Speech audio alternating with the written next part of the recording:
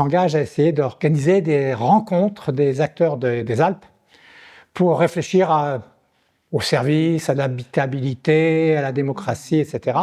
Pour mettre en commun, faire se rencontrer les personnes, parce qu'on n'a pas toujours l'occasion de se rencontrer physiquement. Donc on a beaucoup de webinaires dans l'année, de travail soit de terrain, soit par Internet, mais des rencontres physiques, on en fait 1 ou 2 par an. Il y a des journées comme celle-ci, des journées d'études, et j'ai trouvé ça vraiment très très enrichissant. Et le fait de l'organiser, du coup, de l'accueillir en tout cas, et de l'organiser en partie, c'était une façon de voir les choses sous un autre angle. Et j'ai trouvé ça très très intéressant. Il y avait un enjeu d'accueil déjà avec des échanges. Le projet Petite Ville de demain est soutenu par le conseil municipal dans son ensemble, par le maire. Ce travail de réseau, de toutes ces personnes qui viennent, qui sont intéressées par ce qu'on fait, c'est quand même bien que ce qu'on fait à Vennes, c'est intéressant. Ça peut intéresser les autres. L'habitabilité, c'est vraiment un des sujets plus importants pour notre travail sur le terrain. Dans nos vallées, c'est une question vraiment urgente qui concerne plusieurs aspects, donc la disponibilité des maisons, la volonté des gens, la possibilité des gens de rester et de trouver des maisons, donc toute la question des services publics. Nous sommes en train de réaliser un projet qui s'appelle Riabitare le terre alte, donc réhabiter les montagnes ou dans les vallées. Il s'agit de porter des gens qui vivent dans la ville, peut-être, à s'installer dans les vallées.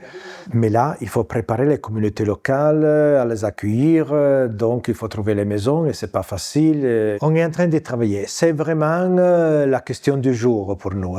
Pour moi, les démarches d'habitabilité que porte la ville de Gap sont absolument fondamentales pour les territoires aujourd'hui, notamment des territoires comme la ville de Vennes qui est confrontée à de nombreux défis, et de non plus raisonner en termes d'attractivité seulement du territoire, notamment pour des touristes par exemple, ou que pour des nouveaux habitants ou des entreprises, mais bien de réfléchir aux conditions d'habiter le territoire avec tous les enjeux qu'il y a derrière en termes de mobilité, de culture, de vie sociale, de développement économique, mais vraiment habiter un territoire de montagne à l'heure en plus de changements comme le changement climatique, comme les inégalités socio-économiques. Vennes a, je pense, pas mal de ressources sur de l'habitat existant, donc en termes de rénovation.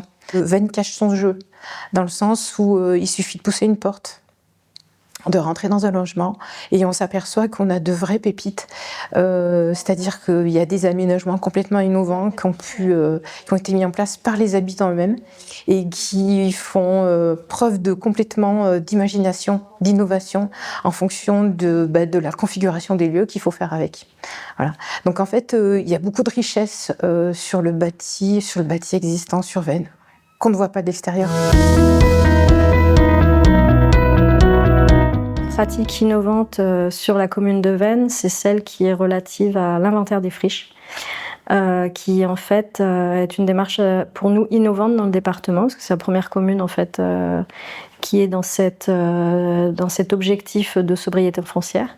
Cette mission en fait s'inscrit complètement dans le projet de révision du document d'urbanisme, qui s'inscrit aussi dans un objectif plus lointain du zéro artificialisation nette.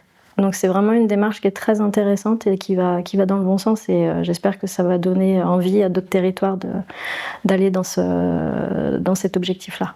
En visitant tous ces logements, on en a visité avec Françoise une vingtaine ou une trentaine, on a identifié à la fois des ingéniosités techniques, donc par exemple comment faire un mur isolé en chaux-chanvre avec un colombage en bois et comment ça vient créer toute une ambiance particulière en même temps qu'une isolation. Des ingéniosités architecturales, comme par exemple quand on habite dans un petit logement qui est étroit mais très haut, on va pouvoir profiter de toute la hauteur pour séquencer un nombre de pièces, enlever toutes les portes et avoir comme un loft en plein cœur du centre historique. Et des ingéniosités d'usage qui pourraient, par exemple, je peux prendre l'exemple de personnes qui, au lieu d'avoir la pièce à vivre en rez-de-chaussée, vont inverser la typologie classique et mettre la pièce à vivre à l'étage pour avoir du soleil toute l'année. La ville de Vennes conduit un travail intéressant et il y a des pratiques, on parle de bonnes pratiques, mais en tout cas des pratiques intéressantes et innovantes peut-être pour le territoire, dans la mise en réseau de différents acteurs. Et cette mise en réseau, elle est particulièrement importante pour porter des projets en fait pour l'habitabilité du territoire de demain. C'est essentiel pour sortir de la solitude où souvent les élus, mais aussi les techniciens se trouvent. Parce que dans la période des grands réseaux, des réseaux informatiques, on est dans la réalité tous plus seuls. Dans le moment où on prend des décisions, où on doit faire des projets. Alors ça, c'est une question plus philosophique, mais pas seulement ça. C'est important de croiser ces expériences parce que on trouve toujours quelqu'un qui a eu une idée meilleure de la tienne. Donc, il faut se renseigner, il faut peut-être l'apprendre, il faut se confronter. Donc, c'est seulement de ce type de croisement qu'on peut tous ensemble avancer.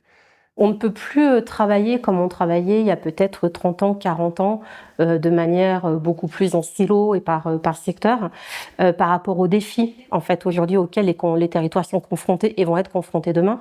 On doit absolument croiser les regards, non seulement pour prendre en compte tous les enjeux du territoire, mais également pour répondre à un maximum de besoins et à le faire de la manière la plus juste et la plus écologique qui soit.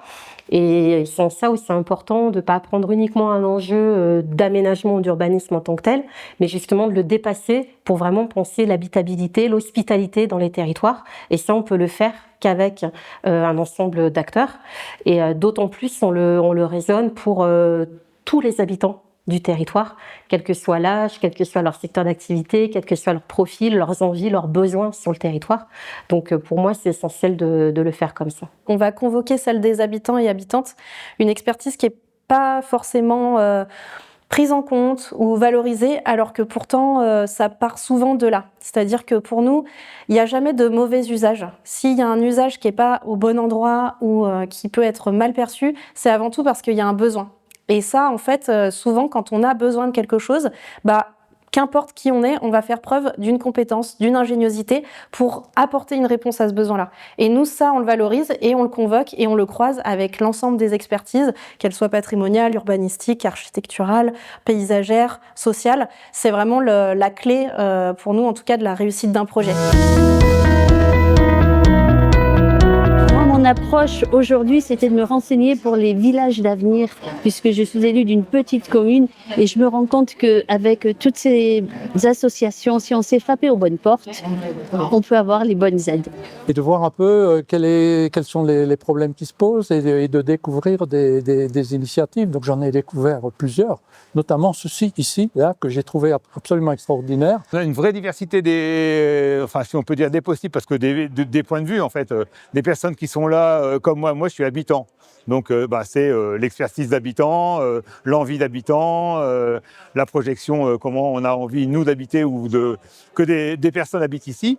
Et puis après, il y a des personnes qui sont là à titre professionnel, en fait, qui sont des personnes qui vont aider à que puissent se réaliser des rêves d'habitants, si on peut dire. Donc des journées pareilles, c'est génial. C'est évidemment des rencontres avec des territoires, c'est des retours d'expérience de confrères, consoeurs, évidemment, ça c'est toujours précieux. Et puis de travailler autour d'une culture commune. Voilà, là on a évidemment défini ou redéfini l'innovation territoriale et c'est intéressant même quand on est dans le sujet tout le temps, c'est d'avoir ces autres regards.